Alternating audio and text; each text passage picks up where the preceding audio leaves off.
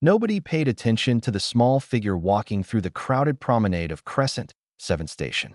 Why would they? In a place where the average height was 7 feet, the human woman barely reached the chest of most species passing by. Danny Reyes carried a single bag over her shoulder. Her boots were worn but clean. Her jacket had seen better days. She walked with a calm, steady pace that suggested she knew exactly where she was going. Even though she had never been to this station before, the security office sat at the end of the main corridor. Through the glass windows, she could see several large aliens in uniform moving around. She pushed open the door and stepped inside. Every head turned. Every conversation stopped. The security chief was a Grothan named Brack. He stood 9 feet tall, covered in thick gray hide, with arms that could crush metal beams. He looked down at Danny the way someone might look at an insect that wandered into their home. "You are lost, little creature," Brack said. His voice rumbled like distant thunder. "No," Danny replied. She held up a data chip. "I am here to register as a private security contractor. I have been hired to protect a merchant named Fossick." Silence. Then laughter.it started with Brack and spread through the entire office. A Prothean guard slapped his knee. A pair of Vulcani enforcers by the water dispenser made sounds that might have been giggles. Even the small Morellian clerk behind the desk covered her mouth to hide her smile. Danny waited. The laughter eventually died down. Brack wiped something from his eye and shook his massive head. "This is a joke, yes? Someone is playing a prank on old Brack." "No joke," Danny said. "Here is my license. Here is my contract. I need to register with station security. Those are the rules." Brack took the data chip with 2 fingers. He could have crushed it without effort. Instead, he plugged it into his terminal and read the contents. His amusement slowly faded. "This is real," he said. "Yes. You are actually going to protect Fossick, the merchant who deals in rare medical compounds. The one who has received death threats from the Vulcani Syndicate." "Yes." Brack leaned down. His face came close to hers. She could smell his breath, something like old meat and copper. "Little human," he said slowly, "the Vulcani will eat you alive. They will not even need to try. You are soft. You are slow. You are small. What could you possibly do against them?" Danny met his eyes without blinking. "My job," she said. Brack stared at her for a long moment. Then he straightened up and shrugged his massive shoulders. "Your funeral," he said. He pressed a button on his terminal. "Registration complete. You are now legally authorized to carry weapons and use force in defense of your client. Try not to make too much of a mess when you die." Danny took back her data chip. "Thank you for your time." She walked out of the office. The laughter followed her. Fossick's shop was located in the Merchant District, a cramped space filled with shelves of bottles, vials, and containers. The Morellian merchant himself was a small creature by station standards, only about 5 feet tall, with soft blue skin and large worried eyes. He wrung his 3-fingered hands as Danny entered. "You are the human?" he asked. "You are my new security?" "I am." Fossick looked her up and down. His worry seemed to double. "I mean no offense," he said carefully, "but I was expecting someone larger." "Most people do," Danny said. She set her bag down and began a slow walk around the shop, checking windows, doors, sight lines. "Tell me about the threats." Fossick explained. He had refused to sell certain compounds to the Vulcani Syndicate. The compounds could be used to make combat drugs, substances that would make their warriors faster and more aggressive. He had said no on moral grounds. Now they wanted him dead as an example to other merchants. "Why not just leave the station?" Danny asked. "This is my home. My family built this shop. My children were born here." Fossick's eyes grew wet. "I will not run." Danny nodded. She understood that kind of stubborn courage. Through the shop window, she noticed 3 figures across the promenade. Vulcani, tall, scaled, with claws that could cut through armor. They were watching the shop. They were not hiding. "How long have they been there?" Danny asked. Fossick looked. His blue skin went pale. "I did not notice them." "I did." Danny turned away from the window. "Stay inside tonight. Do not open the door for anyone except me. I will be back in 1 hour." "Where are you going?" "To learn the station." She picked up her bag. A good protector knows every exit, every shadow, every place where danger might hide. That night, in her small rented quarters, Danny reviewed Fossick's threat file on her datapad. What she found made her sit very still, The Velcani who wanted Fossick dead was not just any syndicate boss. She was Rash, a legendary enforcer who had killed over 200 targets across a dozen systems. She had never failed. Danny set down the data pad. This was worse than she expected. Much worse, but she had made a contract. She had given her word, and Danny Reyes did not break her word. She began to plan. The cantina on level 3 served drinks that could melt steel. Danny ordered water. The bartender, a four-armed Grellian, looked at her like she had grown a second head. Around her, aliens twice her size drank and laughed and fought. Nobody paid attention to the tiny human sitting alone in the corner. That was exactly how she wanted it. Fossick sat across from her, nursing a cup of something purple and steaming. He had insisted on coming along, despite her warnings. He said he needed to understand his new protector. Humans are rare in this sector, Fossick said quietly. Most species here have never seen one. What do they think of us? Danny asked. Fossick hesitated. They think you are weak. Soft colonists. Farmers on distant worlds. Nothing dangerous. Danny smiled, just a little. Good. Good? How is that good? Because they will underestimate me. That is an advantage. A large shadow fell over their table. Danny did not look up. She already knew what was coming. The Prothean was drunk. He stood almost 8 feet tall, with 4 eyes and skin like cracked leather. His breath smelled like engine fuel. Little creature, he slurred, pointing at Danny. You are in my seat. There are many empty seats, Danny said calmly.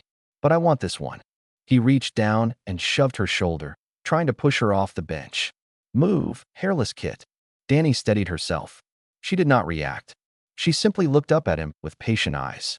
I would rather not, she said. The Prothean laughed. So did several others nearby. One of his friends called out something insulting in a language Danny did not understand. More laughter. The Prothean shoved her again, harder this time. Danny caught herself on the table edge. Her water spilled. She still did not react.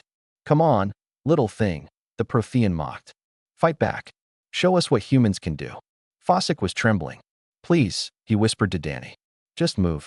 It is not worth the trouble. Danny considered. Then she stood up, picked up her empty glass, and walked to another table without a word. The Prothean cheered like he had won a great victory. His friends pounded the table in celebration. Fossick hurried after her, his face full of confusion. Why did you not fight? He asked. You were supposed to protect me. How can you protect me if you run from a drunk fool? Danny sat down at the new table. Her eyes were still calm. Fighting him would prove nothing, she said. It would only draw attention. The Velcani are watching. If I show what I can do now, they will be prepared. Better to let them think I am weak. But everyone saw you back down. They will think you are a coward. Let them think what they want. Danny watched the cantina door. 3 Velcani had just entered. The same 3 from outside Fossick's shop. Right now, I am just a small human who cannot even stand up to a drunk Prothean. Exactly what they expect. Fossick slowly understood. You are hiding. I am waiting. Danny's eyes tracked the Velcani as they moved through the crowd. There is a difference. They returned to the shop through back corridors that Danny had mapped the night before. She had already memorized 6 different routes between key locations on the station. She knew which corridors had cameras. She knew which ones did not. At the shop, they found a message carved into the door. Velcani script. Fossick translated with a shaking voice. It says, give us what we want or suffer. Danny examined the cuts in the metal. Deep, clean, made by claws designed for killing. They could have broken in, she said. They chose not to. This is intimidation. They want you afraid. It is working, Fossick admitted. Danny placed her hand on his shoulder. The Morellian flinched at first, then relaxed. Fear is natural, she said. But fear does not mean you have to give up. It just means you have something worth protecting. Fossick looked at her with those big, worried eyes. Have you ever been afraid?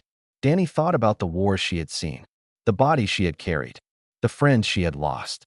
Every day, she said. But I learned something important. Fear does not control you unless you let it. That night, Fossick asked her the question she had been expecting. Have you ever actually been in combat? Real combat. Danny was checking the shop's security systems. She paused. Yes. Against what? Other humans. Sometimes. And other things. She adjusted a sensor. Humans fight each other often. Our wars are ugly. Brutal. We do not stop when we are tired. We do not stop when we are hurt. We keep going until the fight is over or we are dead. Fossick shuddered. That sounds horrible. It is.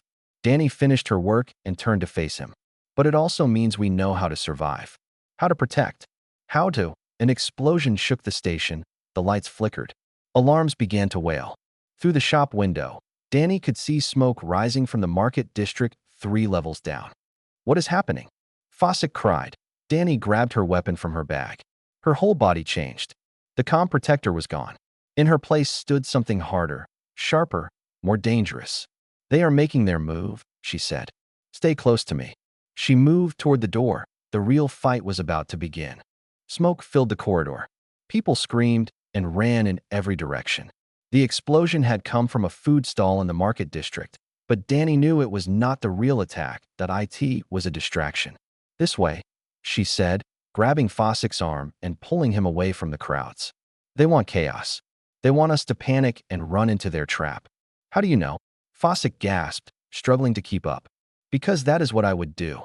She led him through a service corridor she had mapped 2 days ago. It was narrow, dark, and rarely used. Perfect for avoiding the main routes where the Velcani would be waiting.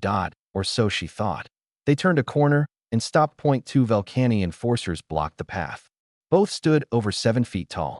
Their scales were dark green, almost black. Their claws gleamed in the dim light. They wore light armor that left their arms free for killing. One of them smiled, showing rows of sharp teeth. Hello, little human, he said. We have been looking for you. Fossick whimpered and pressed himself against the wall. Danny stepped in front of him. You should leave, she said quietly. Both Velcani laughed. The sound echoed in the tight corridor. She thinks she can threaten us, the second one said. How cute. The first enforcer reached for her. It was a casual motion, lazy, like someone brushing away a fly. He expected to simply grab her and throw her aside. His claw never touched her. Danny moved. Her hand caught his wrist, twisted, and pulled. She used his own weight and momentum against him. There was a wet crack as the joint broke. The enforcer screamed and stumbled forward. Danny was already moving again. She drove her elbow into his throat, cutting off his scream. Then she spun, using his falling body as a shield against his partner. The second enforcer snarled and lunged. His claws slashed through the air where Danny's head had been a split second before. But she was already low, under his reach. Her fist hammered into his knee from the side. The leg buckled. Cartilage tore. The enforcer collapsed with a howl of agony. Danny stepped back, breathing slightly faster than normal. 4 seconds. The entire fight had lasted 4 seconds.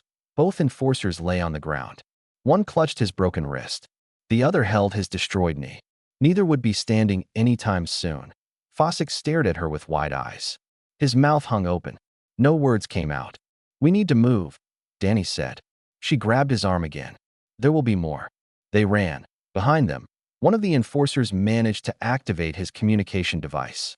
His voice was weak, filled with pain. She broke us, he gasped. The human? She broke us like we were nothing. They made it back to the shop through another back route. Danny sealed the door and began checking her weapons. Her hands were steady. Her breathing had returned to normal. Fossick collapsed into a chair. He was shaking badly. How? He managed. How did you do that? Training, Danny said simply. Years of it. But they were so big, so strong. Strength means nothing if you cannot land a hit. She finished checking her pistol and holstered it. I was trained to fight opponents much larger than me. Most humans are. We are smaller than many species. We had to learn how to survive. You said you were a combat medic. I was. Danny met his eyes. But a medic on a human battlefield still needs to fight. Still needs to survive. I have seen wars that would make the Velcani look like children playing games. Before Fossick could respond, there was a commotion outside. Voices. Heavy footsteps. The door chime rang. Danny checked the security camera. Station security had arrived. Brack stood at the front, his massive form filling the screen. She opened the door. Brack looked at her differently now. The amusement was gone from his eyes. In its place was something else. Caution, maybe. Or the first signs of respect. We found your mess in the service corridor, he said. 2 Velcani enforcers. One with a shattered wrist. One who may never walk properly again. They attacked us, Danny said. The witnesses confirm this. Brack's voice was strange. They also say the fight lasted less than 5 seconds. They say you moved so fast they could barely see you. Danny shrugged. They say you fought like something out of a nightmare. They tried to hurt someone under my protection. I stopped them. Brack was quiet for a moment. His massive hands clenched and unclenched. What are you, human? He asked finally. What are your people, really? Danny considered the question. We are survivors, she said. We come from a world that tried to kill us every day. We fought predators, diseases, each other. We never stopped fighting. We never gave up. She paused. And we protect our own. Always. Brack nodded slowly. He looked at her like he was seeing her for the first time. The Velcani will not forget this, he warned. You embarrass them. Hurt them. They will want revenge. I know. Rash herself may come. I know. Brack waited for her to show fear. She did not. You are either very brave or very stupid, he said. Danny smiled, but there was no warmth in it. Maybe both, she said. We will find out soon. Word spread through the station like fire. The small human had broken 2 Velcani enforcers in less than 5 seconds. People who had laughed at her now whispered when she walked past. The joke stopped. The mockery faded. In its place came questions. Danny noticed the change. Aliens who had ignored her before now watched her carefully. They kept their distance. Some even stepped aside when she approached, as if she might attack them without warning. She did not like it. But she understood in the security office. Brack was doing research. His terminal showed article after article about humans.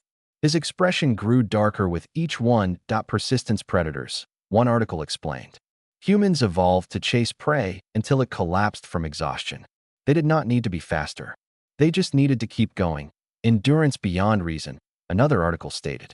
The human body can continue functioning through injuries that would disable most species. They feel pain, but do not stop. Pack hunters, a third article warned. Humans form tight social bonds. Threaten one human, and others will come to help. They will cross vast distances. They will sacrifice themselves. They will not abandon their own. Brack closed the terminal. He sat in silence for a long time. That evening, he found Danny in the corridor outside Fossick's shop. She was doing a security check, as she did every hour. I have been reading about your species, Brack said. Danny nodded. Many people have been reading today. The things I found. He struggled for words. You are not what we thought. No, Danny agreed. We are not. Why did you not tell us? Why did you let us mock you? Danny shrugged. Would you have believed me? Words mean nothing. Actions mean everything. Brack considered this. Then he asked the question that had been bothering him all day. What are humans really? Not what the articles say. What are you? Danny thought about her answer carefully. We are not the strongest, she said. We are not the fastest. We are not the largest. Many species can beat us in any single contest. Then how do you win? We do not quit. Danny's eyes were steady. We get knocked down, and we stand up. We get hurt, and we keep fighting. We lose today, and we come back tomorrow. We adapt. We learn. We find a way. Brack was quiet. And we protect what is ours, Danny continued. Our families, our friends, our people. Threaten them, and we become something else. Something that does not stop. Something that does not feel pain. Something that will hunt you across the stars if necessary. That sounds terrifying. It should. Danny's voice was soft but firm. We did not survive our homeworld by being gentle. We survived by being stubborn, by refusing to die, by fighting until the very end, no matter the odds. That night, Fossick asked Danny about her past. They sat in his small kitchen above the shop. Tea cooled in cups between them. Why did you become a protector? Fossick asked. You could have been a soldier, a warrior. With your skills. Danny reached into her jacket and pulled out a small medal. It was worn and scratched, but still readable. A humanitarian service award. I was a combat medic, she said. My job was to save lives on the battlefield, to run into danger and pull wounded soldiers to safety, to treat their injuries while bullets flew overhead. Fossick examined the medal with wonder. I earned this pulling children out of rubble, Danny said quietly. A building had collapsed during a bombing. Everyone else was too scared to go in. The structure was unstable. It could have fallen at any moment. But you went anyway. I went anyway. Danny took the medal back and tucked it into her jacket. I found 12 children still alive. I carried them out one by one. The building collapsed 10 minutes after I pulled the last child free. Fossick's eyes were wet. That is incredible. That is being human. Danny finished her tea. We run toward danger when others run away. We save lives even when it costs us. We protect the weak even when it hurts. A message chimed on Danny's communication device. She read it, and her expression hardened. What is it? Fossick asked. Rash has sent a message to station leadership. She is giving them an ultimatum. Danny set down the device. Surrender you to her, or she attacks the entire station. Fossick went pale. They will give me up. Maybe. Danny stood. Station leadership is meeting now to discuss. What will you do? Danny looked at him. Her eyes were calm, steady, absolutely certain. My job, she said. I made a contract. I gave my word. I do not break my word. Even if the whole station turns against us. Even then. Fossick stood as well. His hands were shaking, but his voice was stronger than before. Then I will stand with you, he said. This is my home. I will not run. I will not surrender. Danny smiled, just a little. Good, she said. Because Rash is coming with 12 warriors. And we have a lot of work to do before she gets here. Station leadership refused to help. The council sent a formal message stating that the conflict between Fossick and the Velcani Syndicate was a private matter. Security would not intervene. The merchant was on his own. Danny read the message and deleted it. She had expected nothing else. We are alone, Fossick said. His voice was hollow. Not quite. Danny replied that a knock at the shop door made them both turn. Danny checked the security camera and saw 4 figures standing outside. All human. She opened the door. The first was a tall woman with grease-stained hands. A mechanic from the docking bay. The second was an older man with kind eyes. A teacher at the station school. The third was a young man built like a cargo hauler, because he was one. The fourth was a middle-aged woman who smelled faintly of spices. A cook from the cantina. None of them were soldiers. We heard about what is happening, the mechanic said. We came to help. Danny studied them. This will be dangerous. Rash is bringing 12 warriors. They are trained killers. We know, the teacher said. But you are one of us. We do not abandon our own. We are not fighters, the cargo hauler admitted. But we can follow orders. We can hold a line. We can watch your back. The cook nodded firmly. Tell us what to do. Danny felt something warm in her chest. This was what it meant to be human. This was why she had never lost hope, even in the darkest moments. Come inside, she said. We have work to do. They spent the next 6 hours preparing. Danny turned Fossick's shop into a fortress. She set traps at every entrance. Flash grenades hidden behind door frames. Tripwires connected to sonic disruptors. Pressure plates that would alert them to any approach. The mechanic rewired the lighting system to give them control over every bulb in the shop. Darkness when they needed it. Blinding light when they did not. The teacher memorized the layout. Every corner and shadow where an ambush could be staged. The cargo hauler moved heavy shelves to create choke points. Narrow passages where the Velcani's numbers would mean nothing. The cook prepared emergency medical supplies and enough food and water to last 3 days. Fossick watched them work with amazement. You have done this before? Danny nodded. Humans call it siege defense. We learned it over thousands of years of war. When you are outnumbered, you make the enemy fight on your terms, not theirs. But there are only 5 of you, against 12 Velcani warriors. 6, Danny corrected. You are fighting too. Fossick blinked. Me? I am not a fighter. Neither are they. Danny gestured at the other humans. But they showed up anyway. And you will too. She handed him a small device. This is an emergency beacon. If we fall, if everything goes wrong, you press this button. It sends a signal that other humans in the sector will hear. They will come. They will find whoever did this. You think we will lose? I think we will win. Danny met his eyes. But I also prepare for every possibility. That is how you survive. The alert came at midnight. Motion sensors detected a group approaching from the main corridor. 12 figures. Large. Moving in formation. Rash had arrived. Danny gathered her small group in the center of the shop. The humans checked their weapons one final time. Simple things, mostly. Stun batons. A few pistols. The mechanic had built a sonic pulse emitter from spare parts. Remember the plan, Danny said. We fight in shifts. 2 active, 3 resting. We rotate every 10 minutes. The Velcani are stronger than us, but they tire faster. We do not.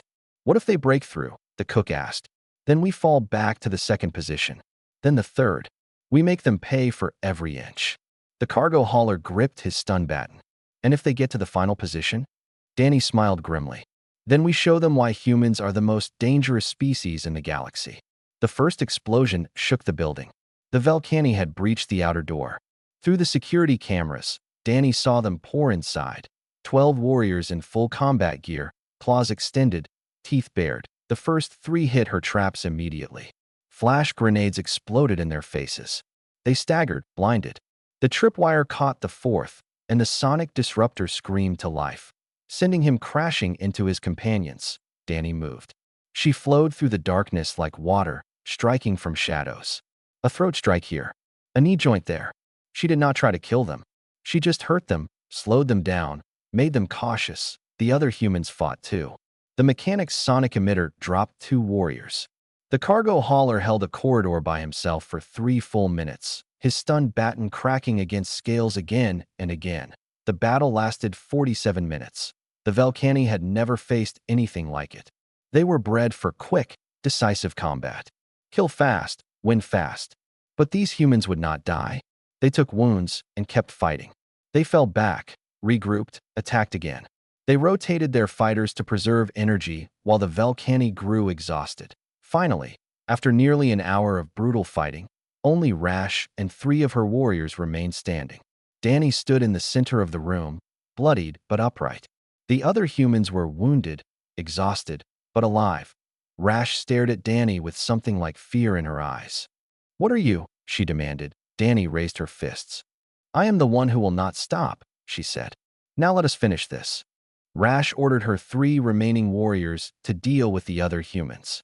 She wanted the small one for herself. "You have caused me great trouble," Rash said, circling Danny slowly. "My reputation is ruined. My warriors are broken. All because of a tiny creature who should have died in the first minute." Danny watched her movements carefully. Rash was different from the others. She moved like a true predator, smooth and deadly. The scars on her scales told stories of 100 battles won. "You could still leave," Danny said. "Take your people and go. Nobody else needs to get hurt." Rash laughed. It was a cold sound, empty of humor. "Leave? After what you have done to me?" She flexed her claws. Each one was longer than Danny's hand. "No. You die here. Then your friends die. Then the merchant dies. Then I burn this whole station as a message." She attacked. Rash was fast. Faster than the enforcers in the corridor. Faster than anything Danny had faced in years. Her claws sliced the air, missing Danny's face by inches. Another swipe caught Danny's arm, opening a deep gash. Danny did not stop. She ducked under the next attack and drove her fist into Rash's ribs. The scales were tough, like hitting armor, but Danny felt something crack beneath them. Rash snarled and kicked, catching Danny in the stomach and sending her crashing into a shelf. Medical vials shattered around her. Glass cut her back. Blood mixed with spilled compounds. Danny stood up. "What?" Rash demanded. "Why do you keep fighting? You are wounded. You are exhausted. You cannot win." Danny wiped blood from her lip. "Because he is mine to protect," she said simply. She attacked again. The fight became something primal.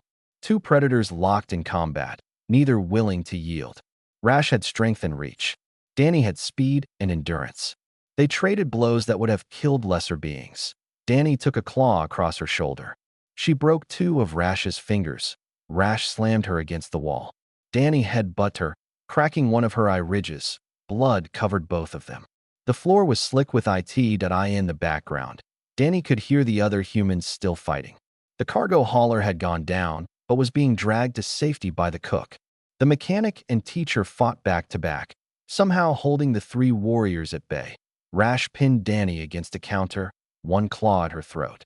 "Enough," Rash hissed. "Admit defeat. Let me kill you with honor."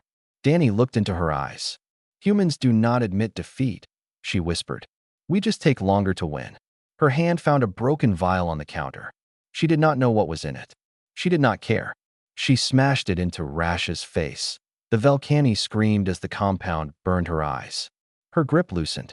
Danny moved instantly, grabbing Rash's arm, twisting, using her own momentum against her. The joint lock was perfect. Rash's elbow bent the wrong way with a sickening crack. She collapsed, and Danny was on her, one arm locked around her throat, squeezing. "Yield," Danny said. Rash struggled. Danny squeezed harder. Stars appeared at the edges of the Valkani's vision. Yield, Danny repeated, or I finish it. Rash went still. Then, slowly, she tapped the ground 3 times. It was the Valkani sign of surrender. Danny released her and stepped back. She was barely standing. Blood dripped from a dozen wounds. Her vision blurred from exhaustion. But she was alive. Rash lay on the ground, clutching her broken arm. Her warriors had stopped fighting the moment she surrendered. Go, Danny said. Take your people. Leave this station. Never come back. Rash looked up at her with something that might have been respect. What should I tell others? She asked. When they ask what happened here, Danny considered. Tell them the truth, she said. Tell them what you learned about humans today. The Valkani left. They carried their wounded, including Rash, and disappeared into the station corridors. Word would spread. It always did. By morning, the whole station knew what had happened. 5 humans and 1 Morellian merchant had held off 12 Valkani warriors for almost an hour. The legendary Rash had been defeated in single combat by a woman half her size. Station security arrived too late to help, but Brack came to the destroyed shop personally. He found Danny sitting among the rubble, getting her wounds treated by the cook. You won, Brack said. We won, Danny corrected. All of us. Brack looked at the 4 other humans, all wounded, all exhausted, all still alive. I was wrong about your species, he admitted. We all were. Most people are. Danny winced as the cook cleaned a deep cut. It is okay. We are used to it. Fossick emerged from the back room. His shop was destroyed, but he was smiling. I am alive, he said. My family is safe. Because of you. He bowed deeply to Danny. I owe you everything. You owe me nothing. Danny stood slowly. I did my job. That is all. A week later, the shop was being rebuilt. Fossick had hired all 5 humans as permanent staff. The mechanic fixed things. The teacher helped with accounts. The cargo hauler moved inventory. The cook fed everyone. And Danny continued to protect that a young Morellian child approached her on the promenade one afternoon. Is it true? The child asked. Did you really fight 12 Valkani alone? Danny knelt to the child's level. Not alone, she said gently. Never alone. That is the human way. We stand together. We fight together. We protect each other. The child's eyes went wide with wonder. Danny smiled and ruffled its frills softly before standing and walking back to her post. Brack watched from the security office window. He had stopped laughing at humans weeks ago. Now he studied them, learned from them, wondered about them. The small human returned to her duties, and Brack finally understood that it was never about size. It was never about strength or speed or claws or fangs. That it was about the fire that burned inside a species too stubborn to know when they were beaten. A species that protected their own no matter the cost. A species that laughed at death and kept fighting anyway. Humans were not dangerous because of what they were dangerous because of what they refused to stop being.